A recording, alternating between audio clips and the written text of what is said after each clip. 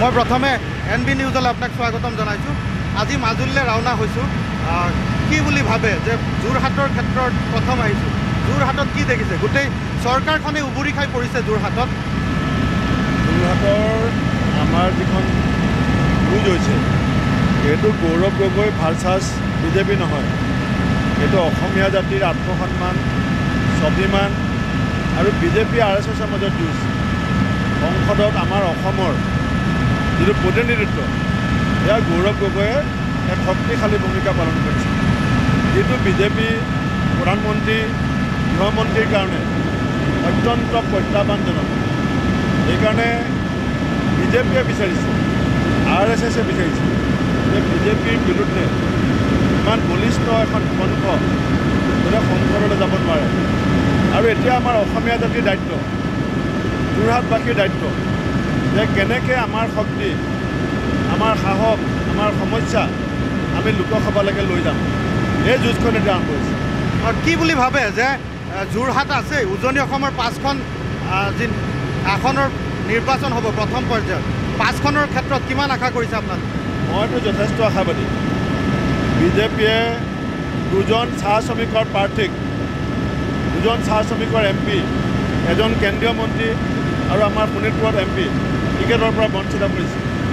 বিভিন্ন জাতীয় সংগঠন চাহ শ্ৰমিকৰ তেওঁলোক আমাৰ লগত আছে, বিভিন্ন জাতীয় সংগঠন।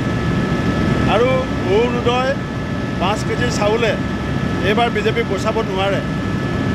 5 কেজি চাউল আৰু অৰুণোদয়ে বিজেপিক বচাব নোৱাৰে।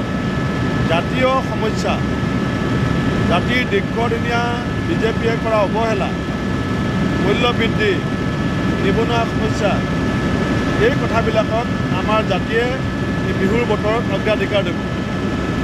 বিহুৰ কেইদিনত মানুহৰ মন আৰু ফৰকাল হ'ব। ৰাইজে চিন্তা কৰিব, বিজেপিক 4বাৰ ভোট দিলে, 2বাৰ এছেম্বলি, 2বাৰ পাৰ্লিমেণ্ট, আৰু কিমান ভোট দিব। ডিব্ৰুগড়ৰ ক্ষেত্ৰত যদি চোৱা যায়, লুৰিণজ্যোতি গগৈৰ কি হ'ব? লুৰিণজ্যোতি গগৈৰ ক্ষেত্ৰত কি দেখিছে? কা আন্দোলনৰ পৃষ্ঠভূমি আছিলে ডিব্ৰুগড়। সোণোৱাল ডাঙৰীয়া মুখ্যমন্ত্ৰীত্বৰ কাৰ্যকালত ছাম ষ্টাফৰ্ড, দীপাঞ্জল দাস, দ্বিজেন্দ্ৰ পাংগিং, ঈশ্বৰ নায়ক, আব্দুল আলিম শ্বহীদুল, সেয়া শ্বহীদৰ তেজৰ মূল্যাংকন 19 তাৰিখে হ'ব। সোণোৱাল ডাঙৰীয়াই অসমীয়া জাতিক প্ৰতাৰণা কৰিলে। আছুৱে তেওঁক জাতীয় নায়ক বুলি কৈছিলে। সেই সদৌ অসম ছাত্ৰ সন্থাই সোণোৱাল ডাঙৰীয়াক পৰৱৰ্তী সময়ত জাতিৰ কুলাংগাৰ সন্তান বুলি ক'লে। এই কথা এতিয়া ৰাইজে বুজি আছে।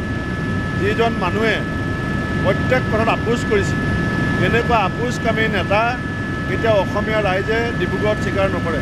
কেৱল লোকসভা নিৰ্বাচন নহয়, 2026 চনৰ ৰণৰ কাৰণেও কংগ্ৰেছ এক প্ৰকাৰ সাজু হৈছে। আৰু 26ৰ প্ৰাৰ্থী তালিকা এই নিৰ্বাচনৰ পিছতে আপোনালোকে ঘোষণা কৰিব। নিশ্চিতভাৱে আমি 2024ৰ নিৰ্বাচনত যথেষ্ট ভাল ফলাফল দেখাম। 2026 আমি প্ৰস্তুতি আমি এইবছৰৰ পৰা চলাম, সম্পূৰ্ণ প্ৰস্তুতি, যাতে অসমৰ ৰাইজক আমি ক'ব পাৰোঁ যে এইজন আমাৰ আপোনালোকৰ সমষ্টিৰ প্ৰাৰ্থী, এইজন আমাৰ দলৰ পৰা আপোনালোকৰ সমষ্টিৰ নেতা। এই চিনাক্তকৰণ প্ৰক্ৰিয়া, নেতৃত্বক, নতুন নেতৃত্বক আগুৱাই দিয়া, য'ত ইঞ্জিনিয়াৰ থাকিব, ডাক্তৰ থাকিব, য'ত আপোনাৰ উকিল থাকিব, বিজ্ঞানী থাকিব, সাহিত্যিক থাকিব, কলেজৰ অধ্যাপক থাকিব, সমাজৰ বিভিন্ন শ্ৰেণীৰ দলৰ সংগঠন কৰা মানুহ, তৃণমূল পৰ্যায়ৰ পৰা কাম কৰা মানুহ, এনেকৈ আমি অসমত এটা নতুন শক্তিশালী বিৰোধী সংগঠন আমি তৈয়াৰ কৰিম, য'ত আমি বিৰোধী ঐক্য মঞ্চৰ লগতো কথা পাতিম। আপোনাৰ গৃহ জিলা লখিমপুৰ, এটা চৰ্চা হৈছে যে লখিমপুৰত প্ৰচাৰৰ ক্ষেত্ৰত যথেষ্ট পৰিমাণে কংগ্ৰেছ পিছ পৰিছে।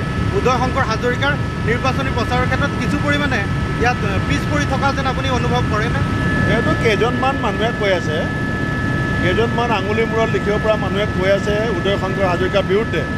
আপোনাক আজি মই কৈ থ'লোঁ, লখিমপুৰ জিলাৰ 5টা সমষ্টিত কংগ্ৰেছে লিড কৰিব, নহ'লে মোৰ থাকি কি লাভ আছে? লখিমপুৰ জিলাৰ 5টা সমষ্টিতে কংগ্ৰেছে লিড কৰিব। ৰাহুল গান্ধী অহাৰ সময়সূচী ক'ত ক'ত প্ৰগ্ৰেম কৰিব নিৰ্ধাৰণ হৈছে? ৰাহুল গান্ধী ডাঙৰীয়াক আমি 17 তাৰিখে মাতিছোঁ, নিমন্ত্ৰণ দিছোঁ। আগবেলা যোৰহাট, পাছবেলা ডিব্ৰুগড়। এতিয়ালৈকে কনফাৰ্মেশ্যন অহা নাই, আজিলৈকে আশা কৰি আছোঁ। যদি শেষত আহিছোঁ, যদি বিজেপিয়ে ধৰক এই নিৰ্বাচনটো তেওঁলোকে কৈছে যে উৎসৱৰ নিচিনা পালন কৰিছে। তেওঁলোকৰ সন্মুখত বিৰোধী নাই। তেওঁলোকে কেতিয়াবা 13খন কেতিয়াবা 14খনেই পাম বুলি কয়। তাৰপিছতো অমিত শ্বাহ আহি আছে, সভাৰ ওপৰত সভা, মোদী নিজেও আহি আছে। কি বুলি ভাবে, সঁচাকৈ এয়া উৎসৱ লৈছে নে বিজেপি সাংঘাতিক চিৰিয়াছ হৈছে? শাসনত থাকিলে 2016 চনত আমিও উৎসৱ পাতিছিলোঁ। ৰিজাল্ট কি হ'ল? 2016 চনত লাগিছিলোঁ বিহপুৰীয়াত, আপোনাৰ মনত আছে কিমান মানুহ হৈছিলে? ৰিজাল্ট কি হ'ল? ৰাইজে বুজি পায়, ৰাইজে টিভিত কথা নকয়, ৰাইজে পূৰা বুজি পায় আৰু ৰাইজে বুজি পাই সিদ্ধান্ত ল'ব।